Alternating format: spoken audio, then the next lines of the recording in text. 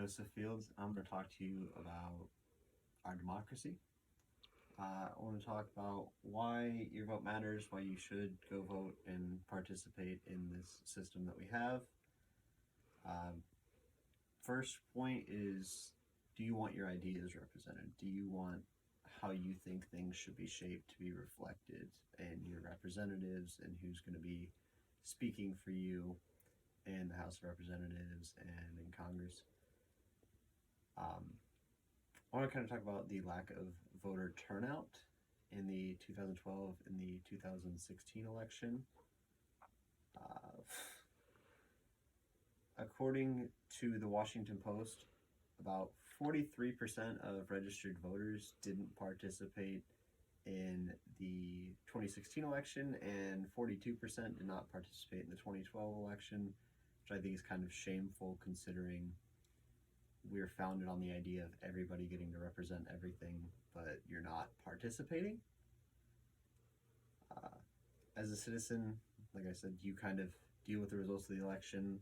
Whoever ends up in charge is going to be representing you, basically. So if you don't want them and don't agree with their ideas, why would you want them representing you? 100 million people is who didn't participate.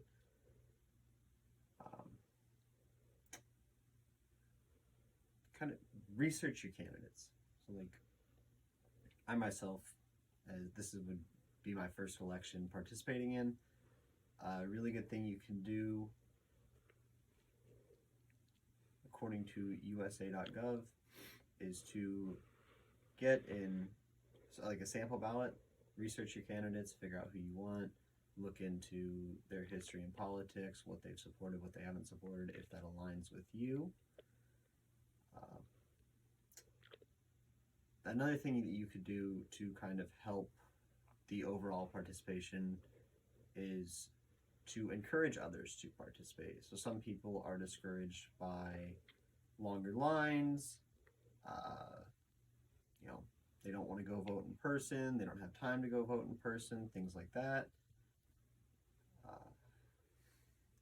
A big solution to this would be more polling places, develop some kind of 24-hour voting venue that could open earlier than the others. Higher awareness of where your polling places are and when your elections are taking place, so you could figure out a time to get there.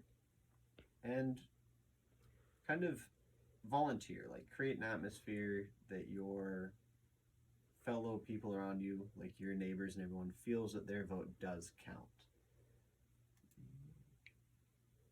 So those are the stats of the election for 2012 and 2016. So according to the NAACP, volunteering, kind of raising awareness or helping out at a polling place can help improve voter participation in communities up to about 6% usually. There are many ways that, like, by policy, that we could kind of fix this lack of voter turnout. Early registration in some places, same-day registration, early voting.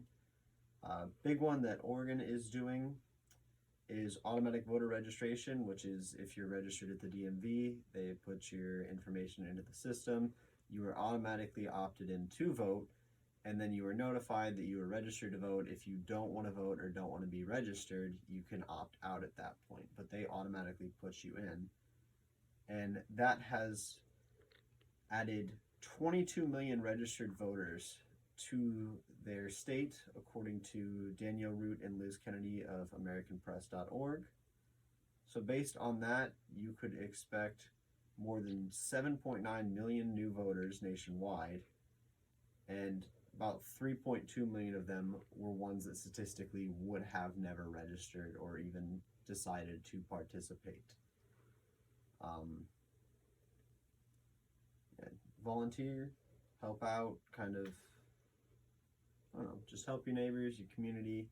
Your vote does count. Make sure you're researching who you vote for. Make sure that they represent you no matter who you are, where you're from. Vote, get your voice heard. heard in your representation in this country, because that's what it's all about. And participation is the key to our democracy.